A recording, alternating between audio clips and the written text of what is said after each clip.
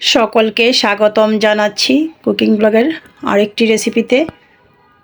খাসির মাংস দিয়ে আকনি বিরিয়ানি রান্নার রেসিপিটি সম্পূর্ণ দেখার অনুরোধ রইল।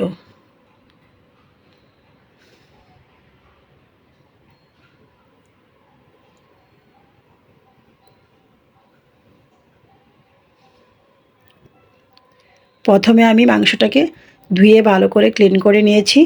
চালটাকেও ধুয়ে পানিটা ঝরিয়ে নিয়েছি।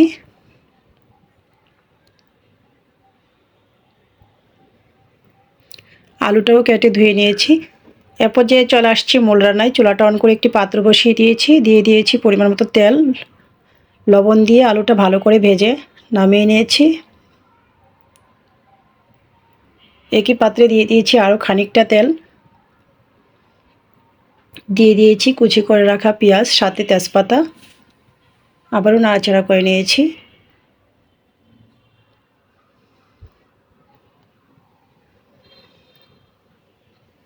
এরপর যে আমি অ্যাড করে দিয়েছি পরিষ্কার করে ধুয়ে রাখা মাংস, পরিমাণ মতো পেঁয়াজ বাটা, রসুন বাটা, আদা বাটা,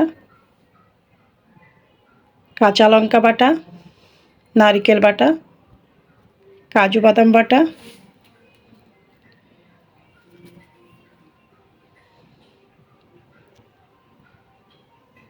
টক দই,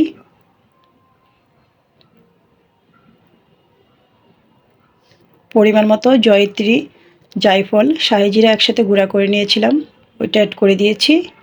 ছোটো চামচে 1 চামচ পরিমাণ জিরার গুঁড়া দিয়েছি। সানের প্যাকেটের মশলার হাফ প্যাকেট দিয়ে দিয়েছি।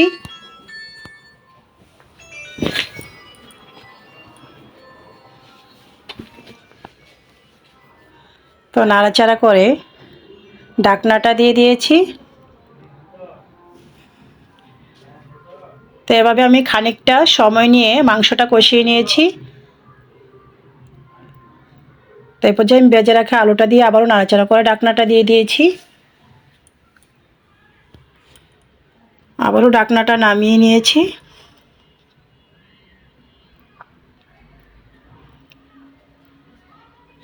এলাচি, দারচিনিটাও দিয়ে দিয়েছিলাম।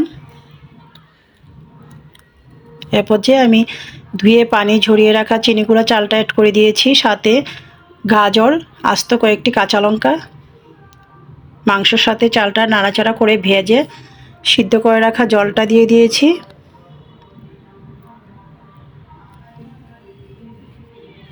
তো আবারও নাড়াচাড়া করে ঢাকনাটা দিয়ে দেব।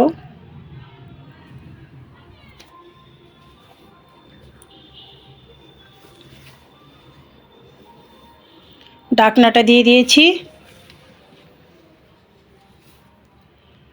ফিরে আসছি খানিকক্ষণ পর। ঢাকনাটা নামিয়ে জাফরান ভেজানো দুধ দিয়ে দিয়েছি।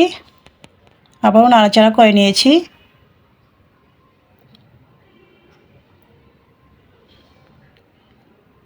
আবারও ঢাকনাটা দিয়ে দিয়েছিলাম। ফিরে আসছি খানিকক্ষণ পর। ঢাকনাটা নামিয়ে দিয়েছি বাত পাতা অথবা পোলাও পাতা, সাথে ঘিটাও দিয়ে দিয়েছি। তো আবারও নাড়াচাড়া করে নিচ্ছি ঘি দিয়ে।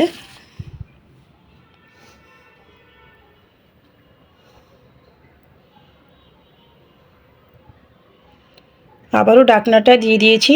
ঢাকনার ছিদ্রটাতে যে থাকে ওইটাতে আমি একটা লবঙ্গ দিয়ে দিয়েছি ঢাকনাটা নেটে যাওয়ার জন্য, যাতে এতে করে ভাপটা না বেরোয়। তা আমার আকনি বিরিয়ানি রেডি হয়ে গিয়েছে। রেসিপিটা ভালো লাগলে আমার ফেসবুক পেজটা ফলো এবং ইউটিউব চ্যানেলটা সাবস্ক্রাইব করে সাথেই থাকুন। সকলকে ধন্যবাদ।